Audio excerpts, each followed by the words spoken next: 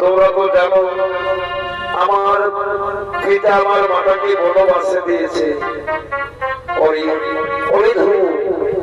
আজ আমরাও দেখতে যাই ধ্রুব কেমন তোর পিতা বিনা দোষে বিনা অপরাধে তোর মাতাকে বনবাস দিয়েছে। তাই চলো চলো রে ধ্রুব, আমরা সবাই মিলে তোর পিতার নিকটে যাই, তোর পিতাকে আমরা দেখতে যাই তোর পিতা তোকে সত্যি ভালোবাসে কিনা। হ্যাঁ বন্ধু, তোমরা তো ঠিক কোথায় বলেছ, তবে তাই হবে। চলো বন্ধু, চলো আমরা পিতার দেখতেই চলে যাই।